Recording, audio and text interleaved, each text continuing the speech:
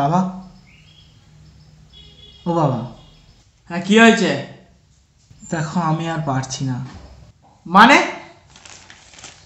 দেখো 3 বছর হয়ে গেল আমি চাকরির পরীক্ষার জন্য চেষ্টা করছি, কিন্তু আজও তো আমি একটা চাকরির পরীক্ষাও পাশ করতে পারলাম না। তুমি তো জানো আমি অঙ্কটা ভালো পারি না। তাছাড়া বাবা, আমার দ্বারা এটা হবে না।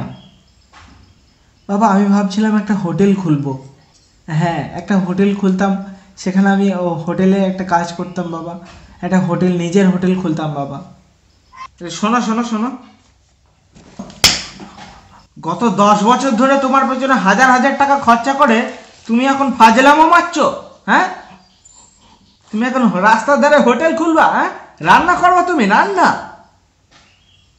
তোমাকে ভালো করে পড়াশোনা শেখাচ্ছি এই করার জন্যে, তোমাকে হোটেল খোলার জন্যে?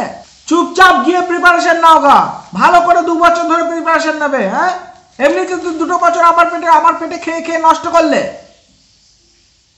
আজ থেকে তোমার বাড়ির বাইরে যাওয়া বন্ধ, চুপচাপ ঘরের ভেতর বসবে, সারাদিন পড়াশোনা করবে তুমি, এটাই তোমার কাজ। কোনো হোটেল ফোটেল খুলতে আমি টাকা দিতে পারবো না, বুঝলে? হোটেল খুলবে, রান্না করবে, এখানে রান্না করবে। যাও এখান থেকে, চুপচাপ গিয়ে পড়তে বসে, যাও।